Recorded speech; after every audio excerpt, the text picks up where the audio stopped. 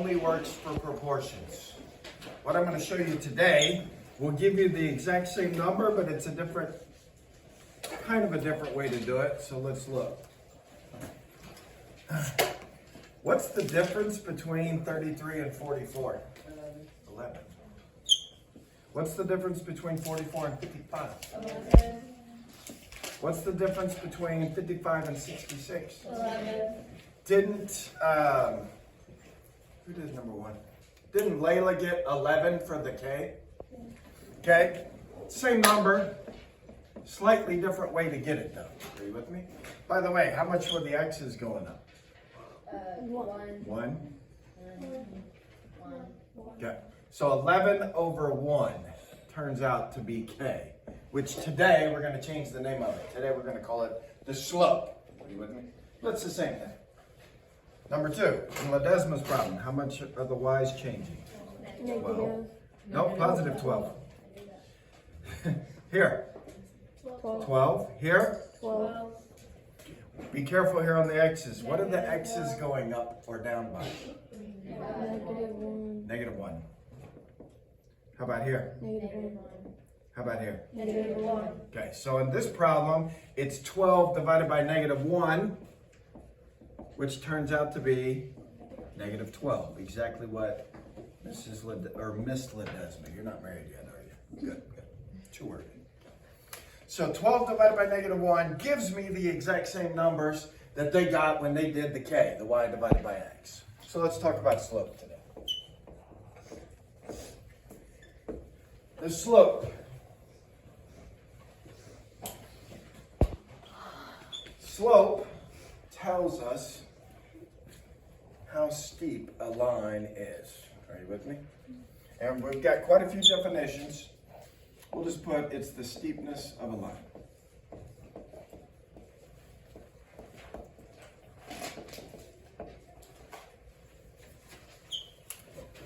Slope has, I'm going to probably give you about 5 different definitions, but they all are the same thing. They're kind of like nicknames. All right, let's start off with the table, which is what we just did on the warm-up. If they ever give you a table, you need to find this. We call it delta y over delta x. It's a little triangle symbol. The triangle symbol is the Greek letter delta. So delta y over delta x, here's what it means. It's the change in y's over the change in x.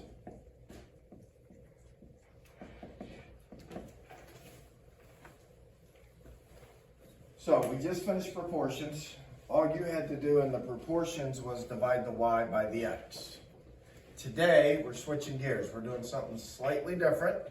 Today, we're going to find out how much are the y's changing and how much are the x's changing. And we're going to make it a fraction. Do you notice that this is a fraction?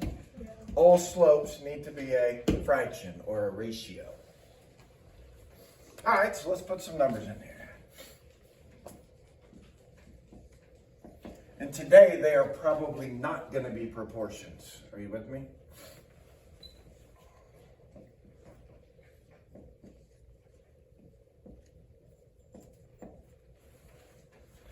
All right, so let's say that you tried to do what we just finished, and you divided the y by the x. What's 16 divided by 8? 2. So right now, we're thinking k is 2. Are you with me? Oh, it turns out to be 2. Right. Can I change that? I don't want it to be 2. How about 20, 24, 28? That'd be better. So we think that the k or the slope might turn out to be the number 2, but if we start finding the change in y's, how much are the y's changing? 4. Here? 4. Here? 4. How about the x's? 1.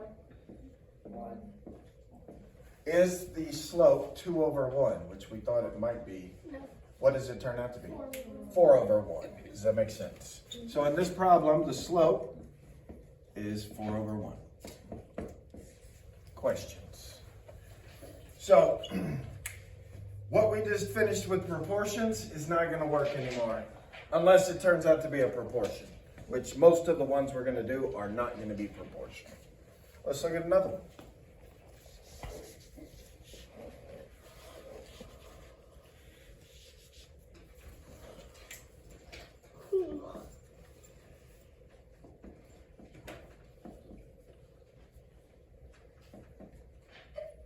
Bless you. Let's find the slope of this one. What do we need to find? Changing y's. How much are the y's changing? 7. Up 7. How about here? 7. What about here? -3. Is it +3 or -3? Okay, if you're not sure, let me show you an easy way to figure it out. Everybody pick up your calculator. Type in the second number first, -6, minus the first number, -3. This is what you're going to type into your calculator. -6, you got to use the little negative button at the bottom, minus the first number. This number minus that number, what does the x's do? They go down by 3, -3. That trick always works. If you do 24 minus 17, you will get +7. If you do -6 minus -3, these are actually going down by 3 up here. So what's my slope? It's 7 over -3. 7 over. -3. And sometimes the slope turns out to be an ugly fraction like that one. We're going to leave it as 7 over -3. We're not going to go back to 6th grade where Coach Stablo made you turn it into a mixed numeral. We don't care about mixed numerals anymore. 7 over -3 is just fine. Questions? All right. Let's look at this one. One more. Then we'll go on to graph. Bless you. Oh.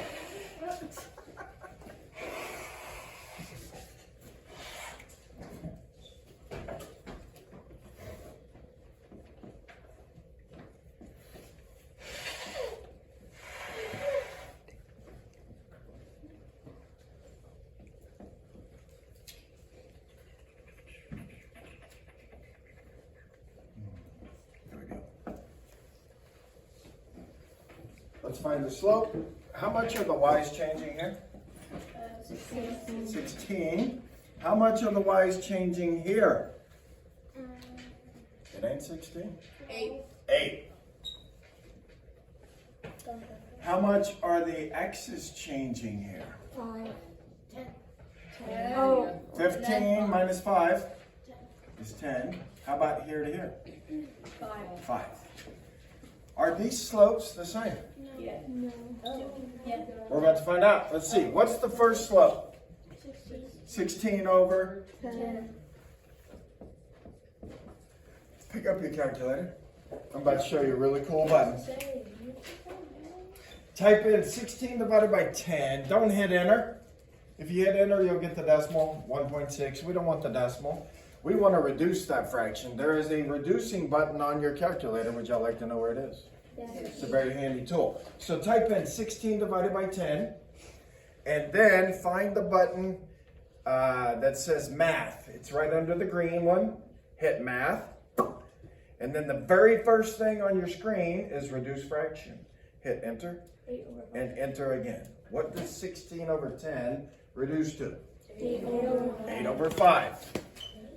So this reduces to 8 over 5. Let's see what the other one is. What is it? 8 over 5. 8 over 5. Aren't those two slopes the same? Yes. So what is my slope for this problem? 8 over 5. 8 over 5. So be careful. Sometimes it looks like the slopes are different, but once you reduce one of them, they turn out to be the exact same slope. 8 over 5. 8 over 5. 8 over 5. Questions? All right. Let's go to a graph. So I'm going to leave that definition right there because we're going to add some more next to it. If we have a graph, to find the slope, you're going to find these two things. The rise over the run. Oh, yeah. Good. Then you've seen it before. So let's say we got a graph.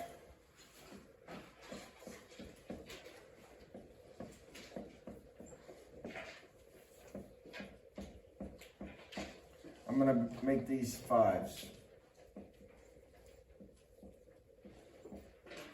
And let's say that, no, let's not make it a proportion. Let's have it start right there.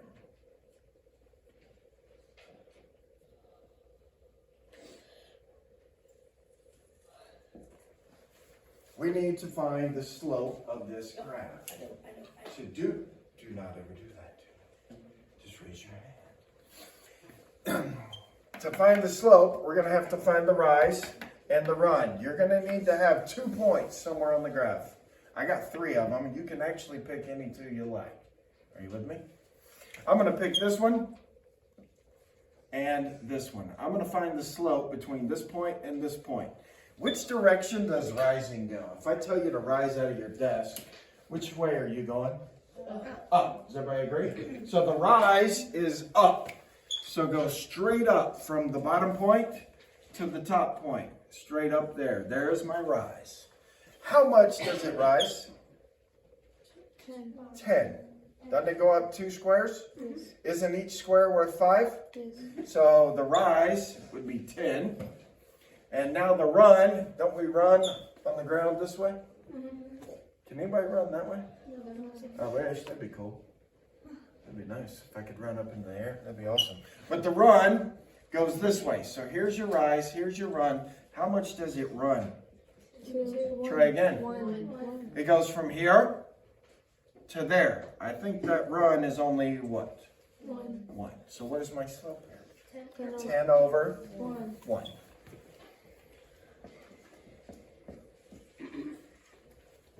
Questions? So the rise, you're going to have to pay attention to the numbers on the side of the graph. It goes up here to there. That's a total of 10. The run is 1. 10 over 1 would be the slope. Let's look at a different one.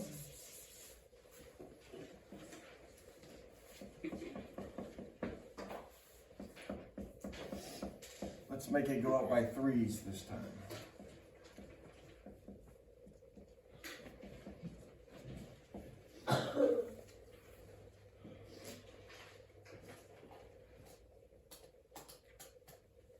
Let's say we have a graph that looks like this. We're going to do the exact same thing. Pick 2 points. I'll take these 2 right here. And I'm going to build my rise. And then I'm going to build my run. So be careful here. How much does it rise? 1. Nope. I disagree with 1. 3. It rises 3. It goes from 9 to 12. You got to pay attention to the numbers over here, people. That is 1 square, but how much is each square on the X or on the Y? 3. So how much is the rise? 3. And then what's the run? I don't know. How do you not know? If I don't tell you a number, it's automatically a 1. If I want it to be different than 1, it's always going to be written like 3, 6, 9. So what's the run? 1. The run is 1. It goes from here to here. 1 square. The squares down here are going up by 1. Do y'all agree that the slope is 3 over 1? Now, let's talk. If the graph is going up from left to right, we always start on the left. Those graphs are always positive. So if the graph goes in this direction from left to right, the slope is always positive. If the graph goes down from left to right, those slopes are always going to be negative. So isn't this graph, if I put my finger on the left, going down? Is that positive or negative? So when I'm writing my final slope, make sure you put a negative 3 over 1. Graphs that go up are positive. Graphs that go down are negative. And which way do we read them? Left to right. Just like you read a book. You start on the left side of the page and go to the right. Left to right, up. Left to right, down. It's either going to go up or down. Questions so far? All right, one more type. What if they just give me 2 points? Like this.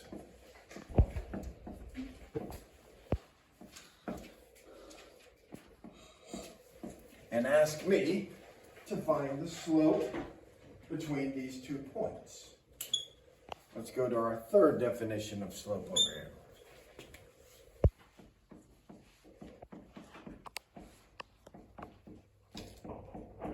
This little formula right here is what we're going to use to find the slope between these 2 points. y2 minus y1 over x2 minus x1. We just need to label each point. What's the first number in an ordered pair? Is it x or is it y? It's always x. Just like the alphabet, x comes before y in the alphabet, x comes before y in an ordered pair. So put x and y on each number. That's x, that's y. So this is the first point. I'm going to call this x1 and y1. That's the second point. I'm going to call that x2, y2. And now, all we got to do is plug in the number into this equation exactly where it goes. So what's the first number I'm going to put?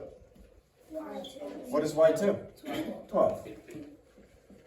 Minus y1. What's y1?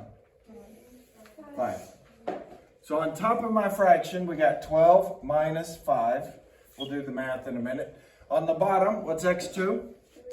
Try again. 6. x2 is 6, not 3. Minus, what's x1? 3. Now let's do some math. What's 12 minus 5? 7. What's 6 minus 3? 3. And my slope is going to be positive 7 over 3. Questions? Let's do one more of those, because I'm going to put some negatives in there, because it kind of changes the game a little when I throw some negatives. So we got to do y2 minus y1, that gave us 7. x2 minus x1, that gave me 3. Let's do one more.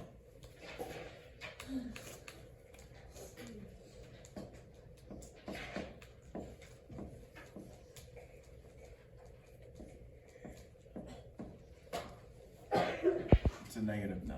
It's supposed to be. All right, let's label our points. What is this point right here? X1. X1? What's this? Y2. Or Y1. Y1. What's this? X2. What's this? Y2. All right, let's start plugging in the numbers where they go. What is Y2? 9. Try again. I disagree with 9. Negative 9. It's negative 9. Minus, what's Y1? 3. So on the top of my fraction, we're going to do y2, which was negative 9, minus 3. Got it. On the bottom, what's x2? 6. Minus Negative 4. x1 is negative 4. All right, do y'all remember all those integers that we did at the very beginning of the year? Mm-hmm. Here they are again. Are you with me? What is, aren't these signs the same? Yes. Don't we have? What's 9 plus 3? Negative. 9 plus 3 is not negative nothing. We ain't doing negative yet. What's 9 plus 3? 12. 12. When they're both negative, your answer stays? Negative. Good. What do we need to do here? We need to change those to a plus. What's 6 plus 4? 12. 10. Whew. Now, that reduces. Type it into your calculator, hit math, enter, enter. Negative 12 divided by 10, math, enter, enter. Calculator will reduce it correctly. Alina, what do you got? Negative 6 over 5. Negative 6 over 5 is your final correct slope. How do you know if it reduces or not? You can check every one of them. Hit math, enter, enter. These reduce because they're both divisible by 2. 2 goes into 10, 2 goes into 12. Any questions? So we found 3 ways today to get the slope. If they give me a table, we're doing this. If they give me a graph, we're we're doing this. If they give me 2 points, we're doing this. Are you with it? Those 3 ways will pretty much find the slope of anything we want to find. Tables, graphs, and points. All right, I think we're ready for the homework.